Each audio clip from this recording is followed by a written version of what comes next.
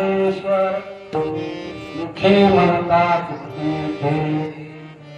ज्ञानेश्वर महाराज तुमचं नाव घ्या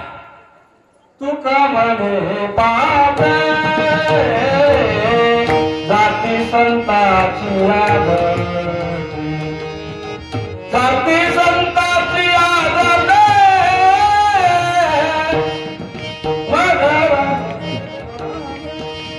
तुका म्हणे पापे जाती संताची आदर हा गंगाराम तुकोबराला सोडून एकही कीर्तन चुकायचं नाही हा नियम ठेवला कुठेही कीर्तन असो पावसाळ्यात असो उन्हाळ्यात असो कधीही असो तो कीर्तन कधीही सोडत नव्हतं तसं आम्ही सुद्धा भक्ती केलेली आहे 40 वर्ष मुंबईला जरी लागलो आम्ही सोडलेलं नाहीये हे फळ आहे तुका म्हणे ह्याची आश्रमाचे फळ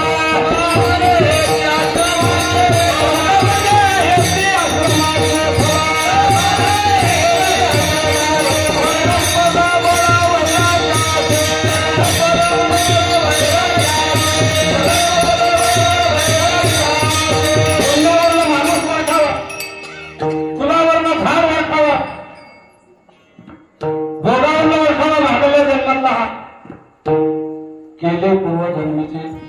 असो तुम्हाला तो मूर्खाला हेच काय मिळाले का हा एक उदाहरण गंगारामबाबा हे कीर्तनाला जायला लागले कशामुळं संत कृपा झाली इमारत फळाली किंवा उजळले भाजी आता विषय असा झाला त्या गावामध्ये आपल्या गावातलं सांगत नाही त्या गावामध्ये एक भल्या मोठा उद्योगपतीचा मुलगा एकच होता अवघ्या 10 मिनिटांमध्ये त्यांचे तांदळ पडणार होते 1.25 करोड लोक भोजना वाचून बसलेले होते भोजना वाचून बसलेले होते तेवढ्यामध्ये त्याचा प्राण गेला संत समागम एखादे परी बसण्याचा परिणाम होणार तुम्ही सप्ताह एकट्याचा समजू नका हा जो नामस्मरण आहे सकळाची येते आहे अधिकार तुम्हीही असं जिथं मुंगीहून कीर्तन ऐकत असाल तोही देवच आहे साप होऊन कीर्तन ऐकत असाल तोही देवच आहे विठ्ठल विस्तारणा जनी सत्ताई पाताळे भरवणे विठ्ठल व्यापक त्रिभुवने विठ्ठल मुली मानसी जेवढेही कीर्तनाला आलेले आहेत त्यांच्या कोट्यावधी जन्माची पुण्य आहे अनंत जन्माची असेल सामुद्री बकुड तरीच देवाग्री नाम श्रीरामाचे गाव ठेवून 1.25 कोटी लोकांचं भोजन तयार आहे